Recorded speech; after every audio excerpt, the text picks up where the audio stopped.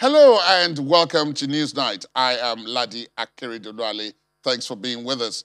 My guest on the program today says a deficiency of trust between professional bodies and government authorities has created a situation of instability in the health sector. My guest also says the implementation of the National Health Insurance Scheme, amongst others, could produce a lasting, stable, and affordable healthcare system for the country. NewsNight speaks to the national president of the Nigerian Medical Association, Professor Innocent Ujah.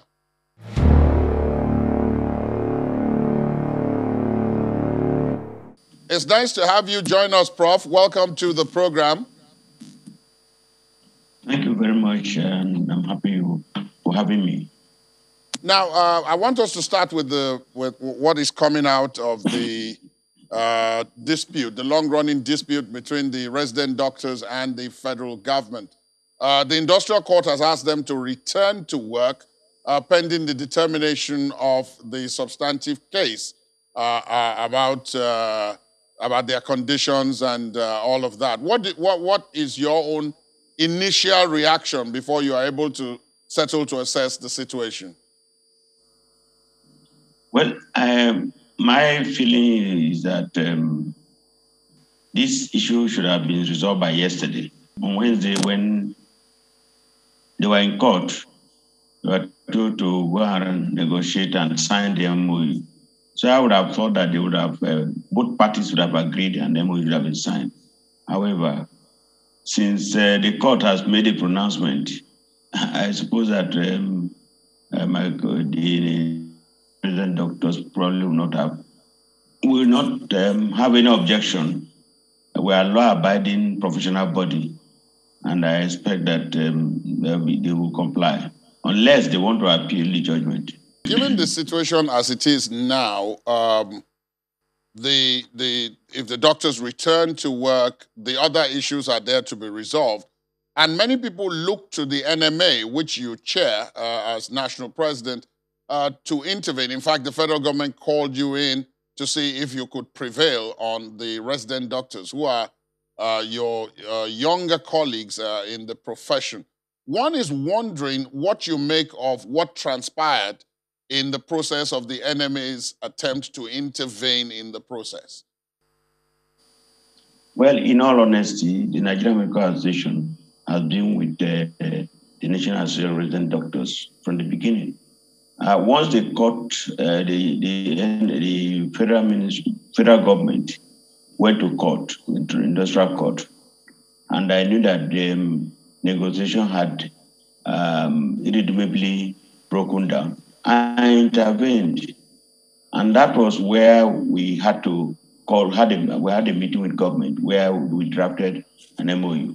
So unfortunately, that MOU could not be signed by the Nigerian Association of Resident Doctors officials. And we didn't stop at that. I had to we even went to see General Babangida, the former military president of Nigeria, to intervene. Before then, we had actually gone during our courtesy visit to the Oba of Benin. We asked, NMA asked and requested that they should intervene so that the suffering of our people can be reduced. Apart from that, I went with my Secretary General to see the Vice President. We were very late in the night. I must thank him because he spared the time to wait for us. And we met with him to deliberate on the issue. Finally, recall that about this time last week, we paid a courtesy visit on Mr. President. The courtesy visit was part of our traditional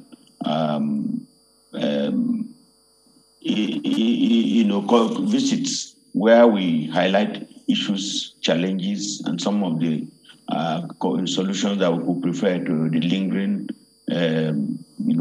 abysmally performing health system. And during that period, we raised the issue of the strike action by NAD, and we requested Mr. President to please intervene. At the time, he also approved that the strike would be called off so that all the debts that are owed will be paid. But then, I mean, there were some things, basic minimum that were required. Obviously, the government side, in our opinion, did not do much of what they needed to do in the agreement that I signed on the 21st of August. There was really nothing tangible that came out. We know that there are processes, but there are some things that could have been done. For instance, the residency training fund. Some could have been, they would have started paying. Those on gimmicks should have been migrated to IPPIS. The circular on house officers, even though modified by the National Income Salaries and Wages Commission, we didn't think that that was the best of it. We expected the circular to be withdrawn by the head of service, and if they want to modify it, it will be appropriately modified. So these are some of the things that are outstanding, and we believe that some of this would have started so that it gives confidence on the implementation of the memorandum of understanding. Now, is there a real difference between the memorandum of understanding that you proposed for moving the situation forward and what the memorandum of understanding that the resident doctors signed initially that led, the non-implementation of which led to the strike? Is there any real difference between both documents? No, I think it's the failure of the implementation of the first one that led to our signing this one, which the resident doctors declined to sign at the time. What did they tell you was their, my apologies, what did they tell you was their reason for not signing, since you felt as their parent body that this was okay to sign as a way of moving the situation forward? Well, as you recall that I was not there the first one. This one, we all agreed, we went through, both the government and the NAD and NMA went through and agreed on many of the things before the draft was finalized and they needed to be signed. So what happened then? Obviously, we didn't dwell on the questions as to why they were not implemented. What we wanted is to ensure that implementation, we will sign this current memorandum of understanding, and the implementation will start so that NAT would call off its strike. But I didn't go further to find out why they did not do that, because I thought that was a waste of time, because that had passed, and we needed to move forward.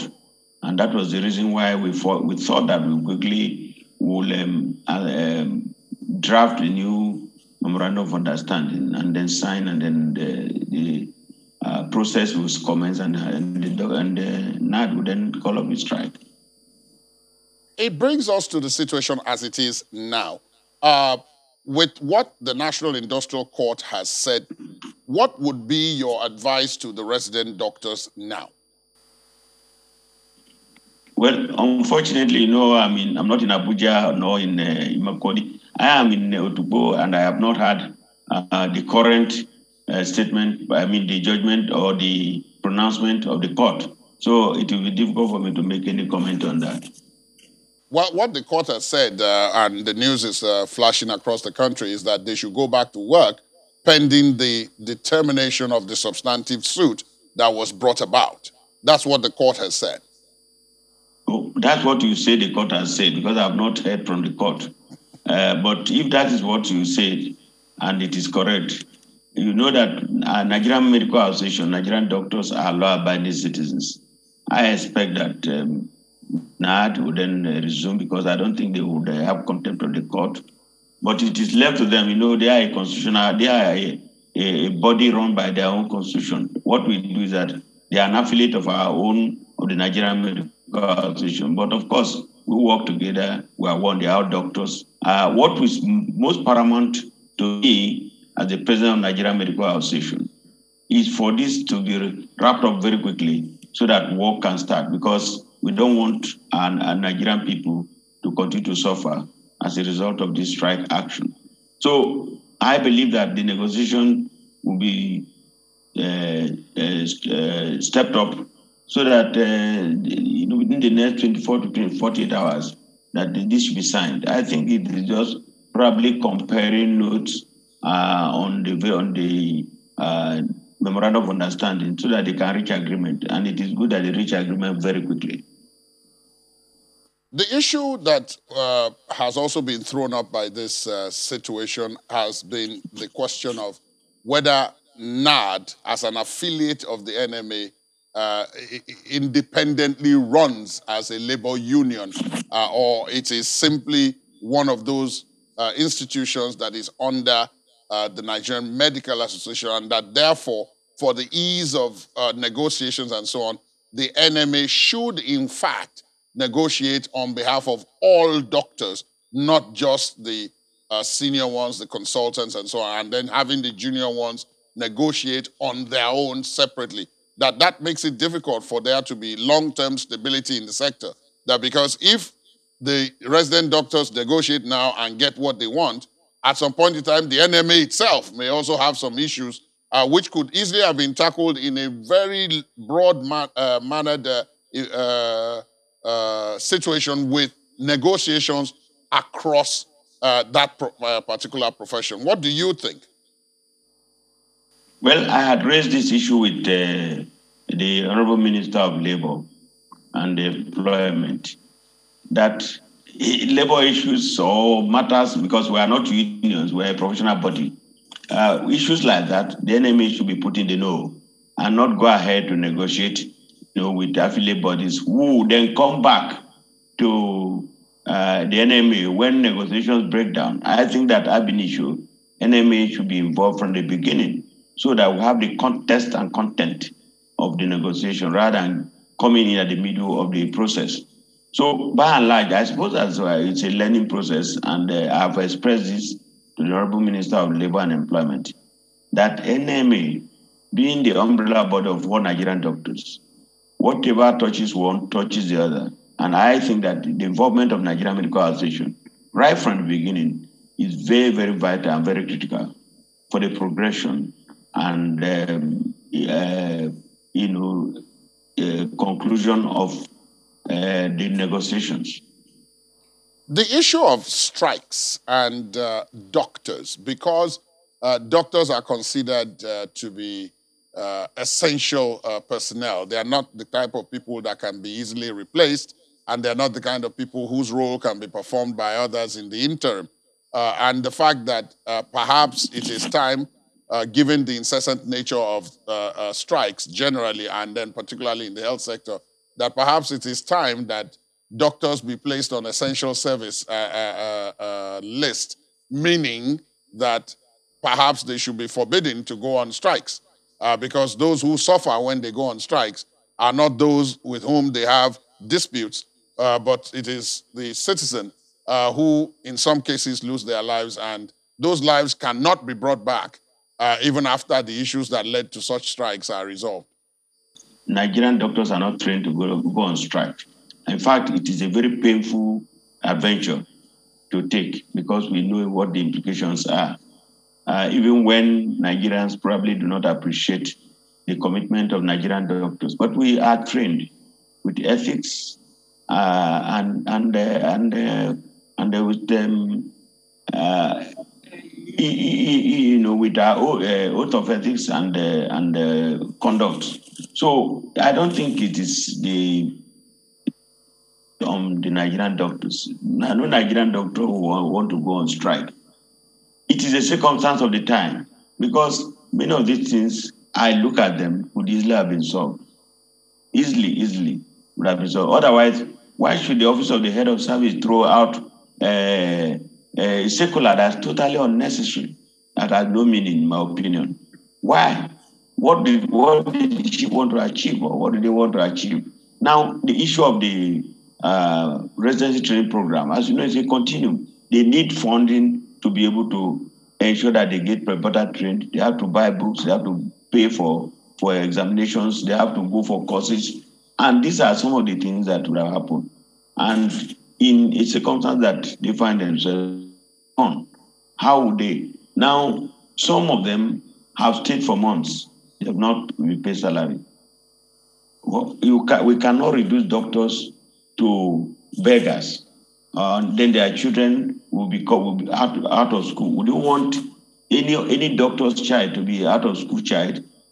You need to pay school fees. You need to do many things. So, in my opinion, this is something that could easily have been sorted out without any strike at all. And confidence is very important. You recall that in April, there was a warning strike. And between April and August, you imagine nothing had happened. And that is not good enough. So what we are saying is that doctors are not happy at all. Abandoning their work is not correct. But the circumstances of the time dictate that, well, probably that is what we should do. What should be done to attract attention? And we thought that it would quickly come up so that even if it is, if they threaten a strike, because they normally will give notice of strike, it should not happen. It's just a threat to call attention. Unfortunately, that has not been the case. And we have gone very far into this. I think today is 47th day of the strike, which is totally unacceptable. So finally, I want to say that it is not in the interest of Nigerian doctors. It's not the character of Nigerian doctors. We sympathize with the public, we sympathize with what is happening.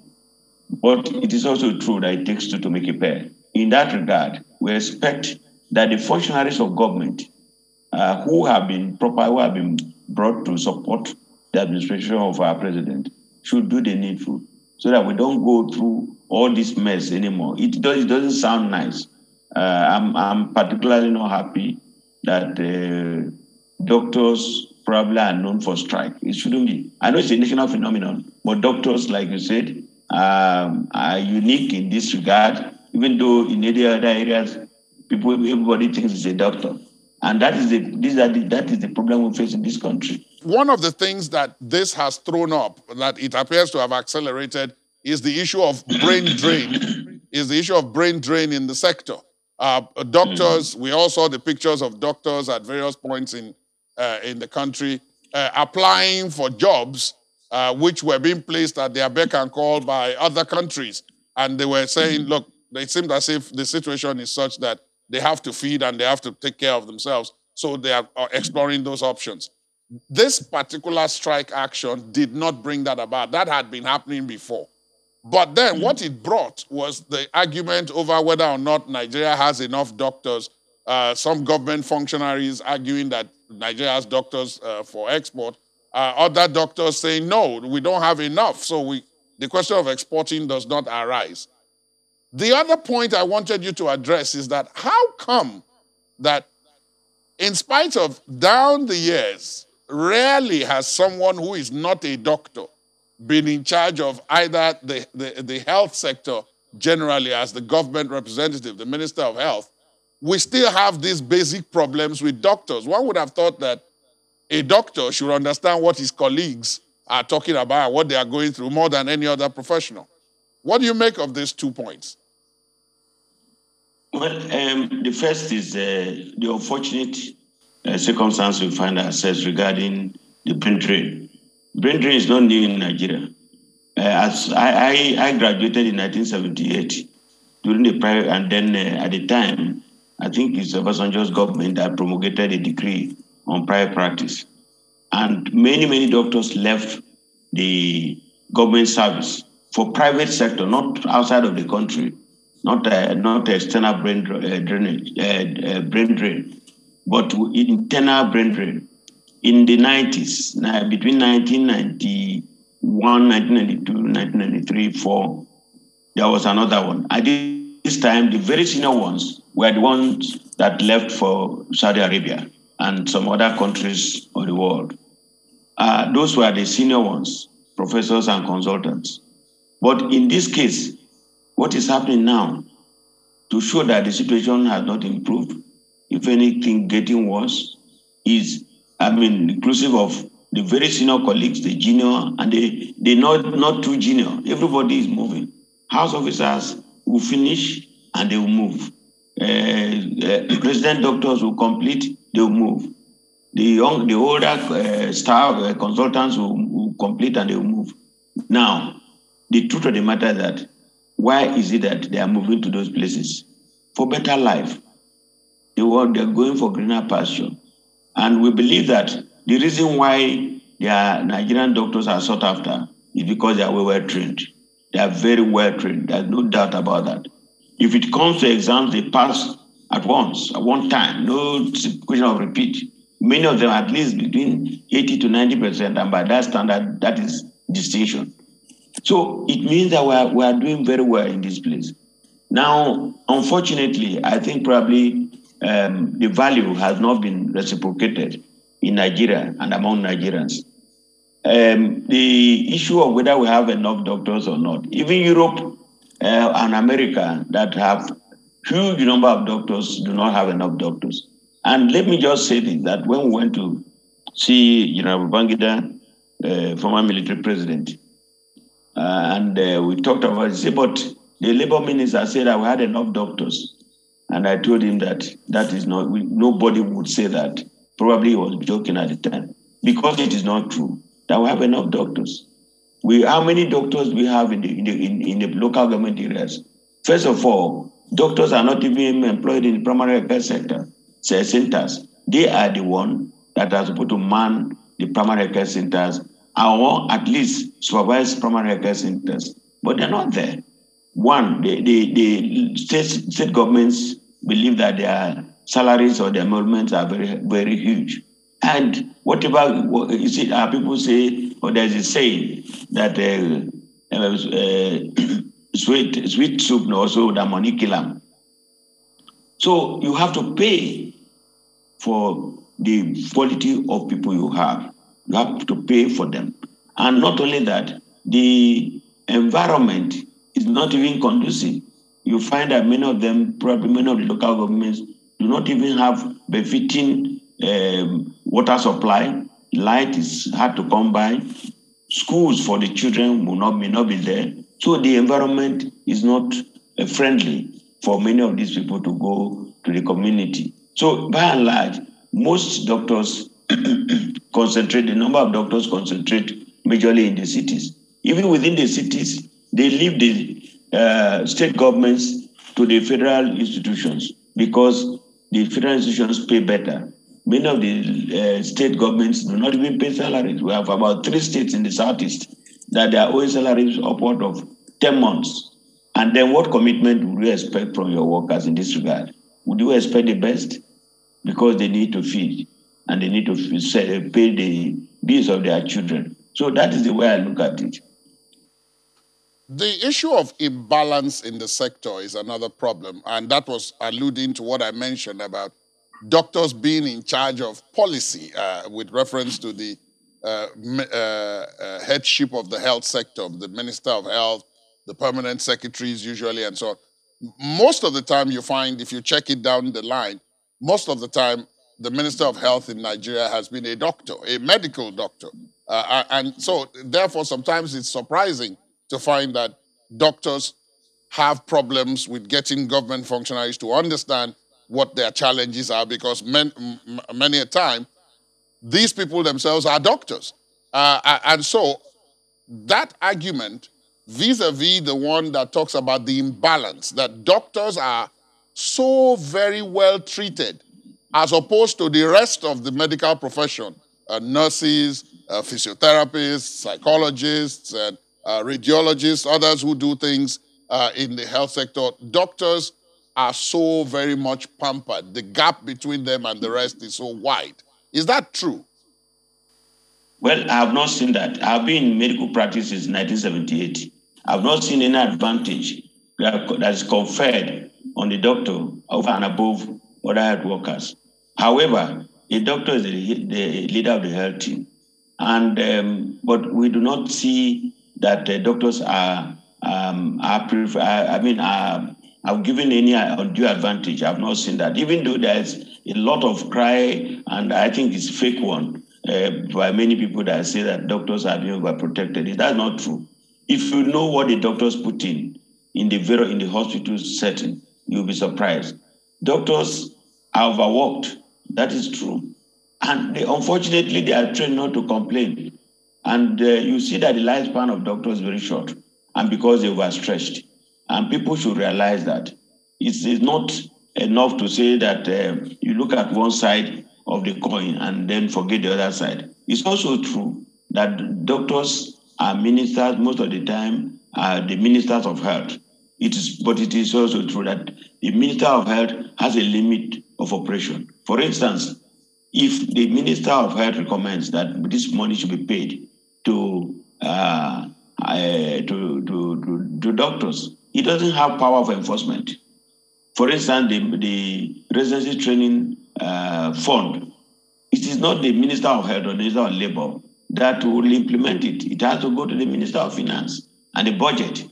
So it is not enough to just look at the Ministry of Health in isolation. It is interrelated. They have their own powers, they make policies, but they have no power of enforcement as far as some of the things are concerned. So it couldn't be blamed that because doctors are the ministers of health, therefore they have a total control over whatever they do. No, they may make their points, it's policy issues, but the implementation, as you know, is a problem in Nigeria. Otherwise, why should it take 47 days for an issue that could easily be resolved, since the strike started? So what I'm saying, in effect, is that we agree and we accept. It could have been worse. If the doctor, if the medical doctor is not the head of the Ministry of Health, it would have been worse. But it is established that the best managers of health are doctors. These have been proven by evidence, both in Europe and America. So the truth of the matter is that others, I don't think that other MDs are sabotaging the efforts of the doctors in the Ministry of Health. Because I believe that probably some of the things that we need to do, or either that it is not seen as a priority, or they do not think that it should be so. But I believe that we all need to work together so that we can improve the health circumstances of our people. The quality of health of Nigerians must be taken into serious consideration because Nigerians are suffering. As regards health provision, we need to improve their health. We need to improve the quality of care for our Nigerians. That's why we are trained, and we have no other option. Doctors' area of operations in the hospital, not any other place. So we value. Given what you've said, given what you've said now, one would then wonder why it appears as if the NMA and institutions like JOHESU, the National Association of Nigerian Nurses and Midwives, more often than not, are not working in sync. What I mentioned earlier on in the course of the interview when you talk about broad negotiations for the whole sector rather than each individual profession negotiating for its own members. And that therefore the government itself can have an idea of how much and what is required of the entire sector as opposed to dealing, because no sooner do medical doctors finish theirs, the nurses start. No sooner do the nurses finish theirs, another professional body will start theirs. So at the end of the day, it appears as if there's always crisis of one sort or the other. So I'm wondering why that is. Well, it is rather unfortunate too, because it's a Nigerian syndrome. Nigerian syndrome, everybody thinks he can. We verbalize a lot. We think we know all this. The doctor has no problem relating with any of these other professionals. The doctor is a leader of the health team. The doctor should be taken into confidence. But it will appear that you recall that when you look at JOHESU is every other staff, including messengers, in a hospital, except a doctor. So JOHESU was formed largely to fight the doctor, and there's no reason for that, because everybody has his own job prescription, everybody has his own lane to run, and we believe that this is unnecessary, this is destructive, and I don't want to say that the JOHESU group is envious of Nigerian doctors. It shouldn't be, because everybody knew what his callings or her callings are when you went to medicine, to do the course he or she has done. It's not when you finish that you believe that you are a doctor. There's nothing like saying you are like a doctor. You are either a doctor or you are not. And we should also look at, and let me just say this, it doesn't matter how long you prolong the training of anybody. The doctor's training has been established for years. Elongation is not necessary. The course content and the context are clear. And it is about the curriculum. It's not about elongating the years of training. Because some of these people that are elongating that the training can be done 3 years. That's the truth. If irrespective of how they pad it, it can be done in 3. But unfortunately, the system in Nigeria allows for lawlessness, allows for anything goes, and that is not within the purview of the doctor. That is not within. But we all know that we need to do better, because the way it is, everybody should accept what he is or she is, and not to say that we are like doctors. We are not. And that is why when we move out of the country, all these people making noise that they're also the same like doctors, they'll find their level. I worked in the United Kingdom before, and everybody knows what is due to everybody. It doesn't matter whatever you are. The doctor faces his own job, but of course it is interrelated. I mean, we work as a team. It's just like in the airplane, you have a captain and you have crew members. That doesn't mean that the crew members are less important, but the captain is in charge. And that is true. In the armed forces, as good and as very knowledgeable as doctors are, they can never be Army Chief of Staff. Never. They are support staff. Engineers are support staff in the armed forces. So if you move to a place where you know exactly what is expected of you, don't go and be struggling for other things. No Nigerian doctor in the armed forces will struggle to say that he's going to be a chief of army staff or chief of air staff or chief of naval staff, because totally a support staff. So the doctor is in command, and then of course we have support staff who are also important.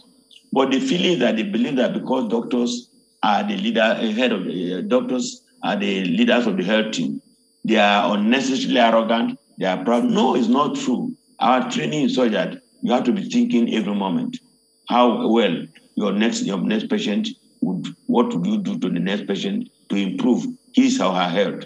So we do not have that time to continue going up and down, peddling rumors and fake news.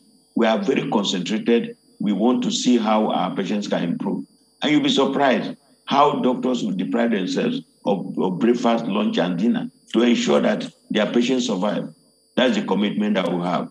And that is the training that we have. And we need to continue to do that. So what I'm saying, in fact, is that it is possible that we all will work together. But you know that in 1981, Olabode, the former executive secretary of Nursing Association, he said that the nurses are sui generis and they are not subject to any control. So that is the beginning of the disaster that we face in the health system. So instead of us coming together to see how we can improve, everybody is looking for position. It's either that you want to be minister, or they want to be CMD, or they want to be chairman mark. Everybody is looking for position. Let me ask you about the issue of irregular appointments, because that was one of the issues that came up as a result of this disputation. The idea that some people come onto the payroll outside of what is recognized as the approved system. Of course, the counter argument is that because these are essential service workers, sometimes waiting for the entire chain of the formalized approval system, particularly in government establishments, could prove difficult. Is that really what is happening in the case of those who, for example, the Minister of Labor and Employment, Dr. Ngige, described as those irregularly employed by the service, and who, in any case, ought not to be in the payroll but have been receiving salaries? Well, unfortunately, we have a system in Nigeria that will deal with issues, but inefficiently so. Now, you recall that you are in a hospital. Somebody may leave the hospital today, a doctor may leave, or a nurse may leave. And for 1 year, the idea thing that if somebody leaves, you should replace. That's the idea thing. But if you send a note to to the office of the head of service that actually approves this, what we call waiver, it takes months. Emergency does not wait for months. And we need to replace these people so that services can continue. It would have been nice if the responses are fast and quick.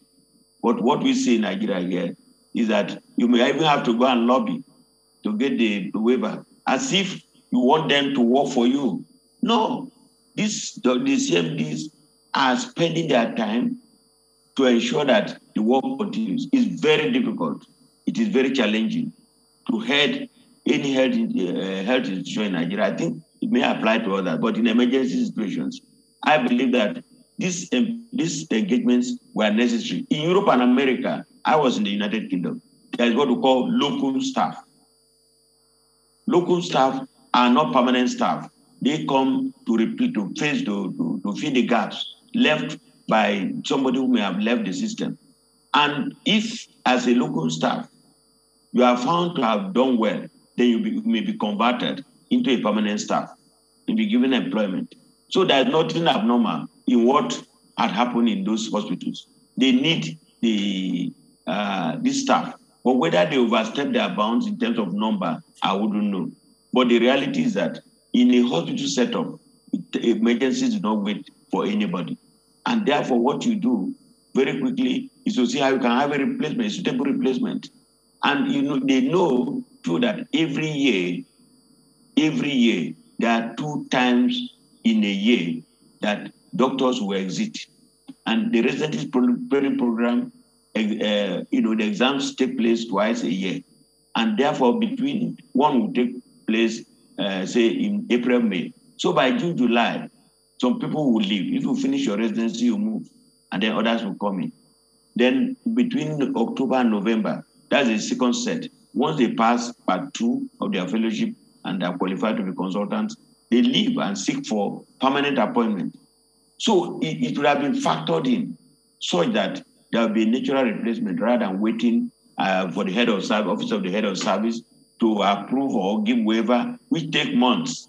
And therefore, at that point, the chief medical directors or the medical directors will have no option but to engage some doctors on locum. And it's not only doctors, even nurses. Okay. So Now, the issue of I'm sorry to interrupt. The issue of residency training, because that was something else that was thrown up here. The issue of residency training and the comparison. You mentioned the UK where you had the opportunity of working before you came home. In other places like the US and so on, it had been pointed out that authorities, what happens in Nigeria is that rather than receive fees for residency and so on training, in fact, the government pays those who are doing residency. That's not true. What is the truth? What is the truth? You see, residency, by its nature, you work and you get paid. And you get paid paid your salary, you are paid your salary, you are paid for your training, you go for training courses, you are paid. So the hospital, the hospital pays. No resident doctor pays any money to any organization, during training. Because you are working and you are training. And the training is very rigorous. So the truth of the matter is that no resident doctor pays to be trained. Of course, there is what we call supernumerary training.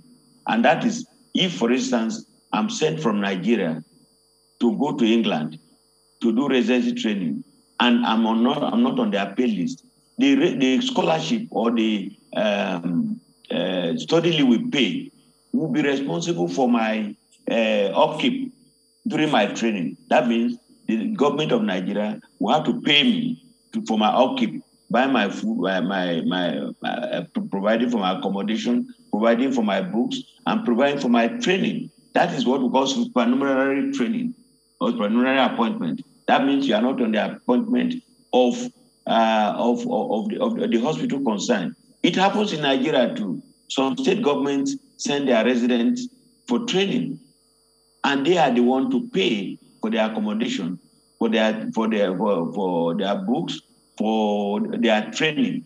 They don't pay anything to the hospital as such, but they pay for update courses that they need to go. And we have that in Nigeria. So it is not as if it is an abnormal thing. Supernumerary position is established, locum is established. And it is not that when you go, you pay any hospital. No, you don't. I was there. And even when I was not being paid by them, but by my scholarship, I was paid for my call duty and for other work that I was doing in the United Kingdom. Okay, that's it's good to have that clarification. So let me also ask about what happens with professions generally. It's not limited to doctors, but since you are a doctor, I will ask about the one of doctors. There's the feeling that very often doctors cover up for one another when there's malpractice. You have a situation where maybe a doctor makes a mistake, so either out of negligence or something like that.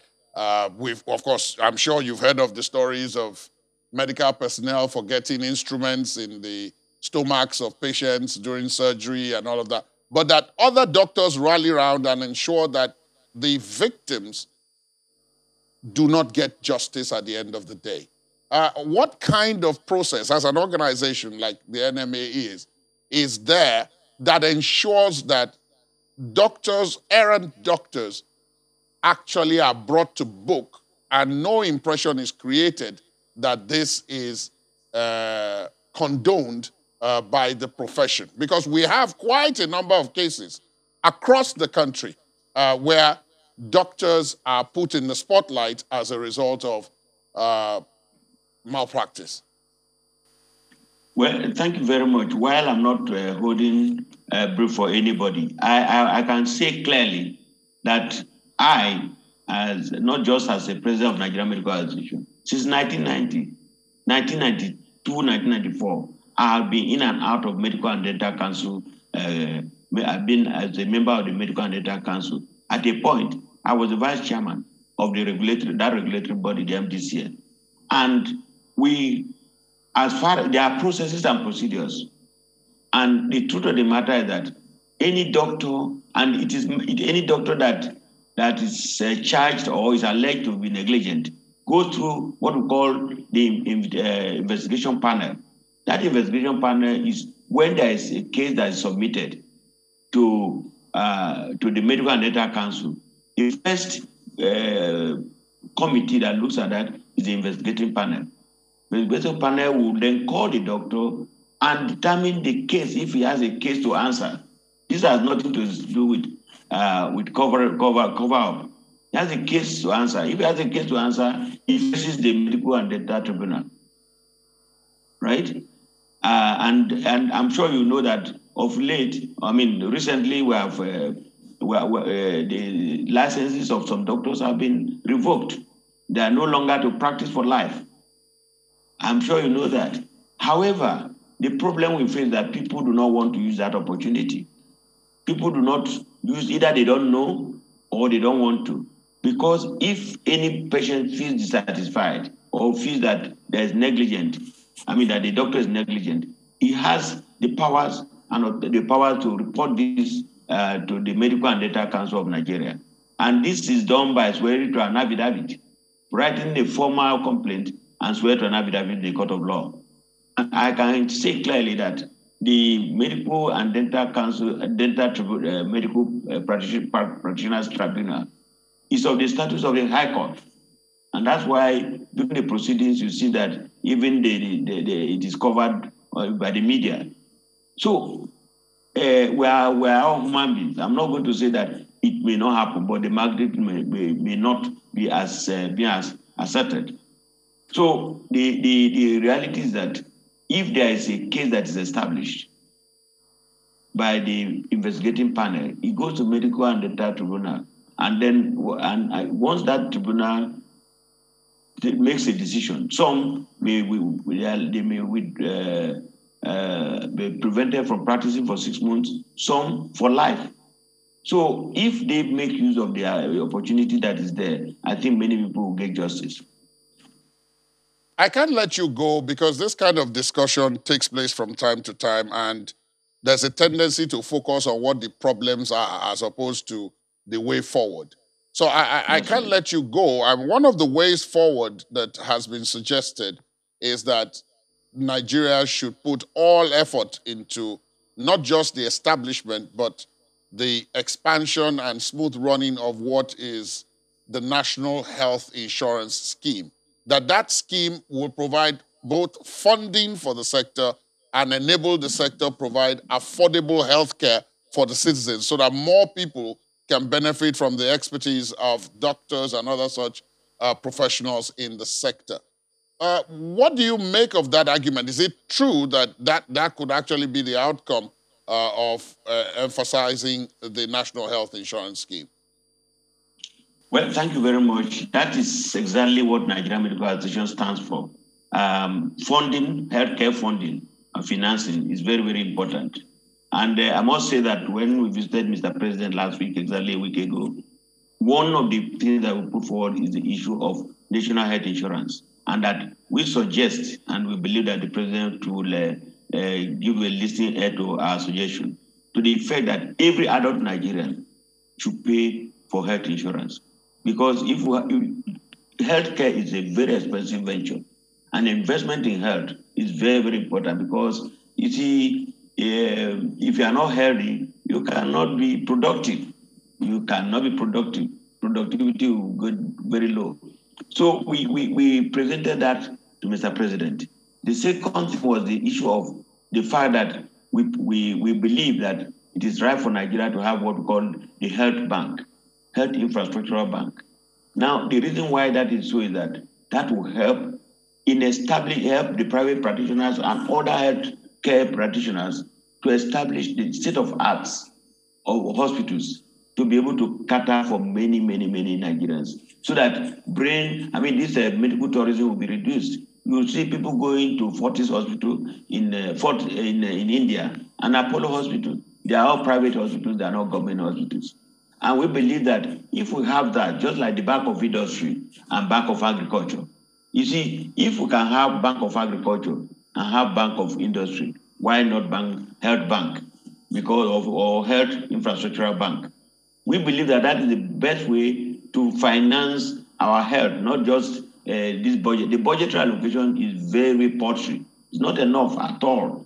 That many Nigerians are very ill. Poverty of ideas and poverty of knowledge. And once you are poor, you are more likely to be ill. And even if you are ill, you are not likely to afford the payment. So National Health Insurance Scheme is number one. Then the establishment of the Health Infrastructure Bank, number two. And then, of course, we need to mobilize funds from philanthropists and international partners to improve our health outcomes. But in doing so, we should be prepared to put the structure in place for supervision, for monitoring and evaluation. Because we need to know how much of the money that is voted for is released, and how much of the money that is released is used prudently and to the service of our people.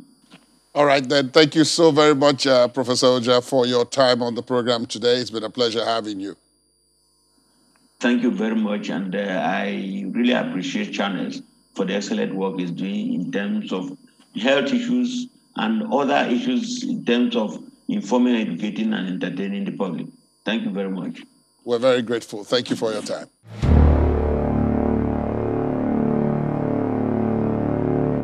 That's NewsNight. Thanks for being with us. I am Ladi Akeredoluale. Would like to hear from you on this conversation and much more. Our social media handles are on your screen. You can also listen to this and previous episodes of the program by going to channelstv.com/podcast. Goodbye.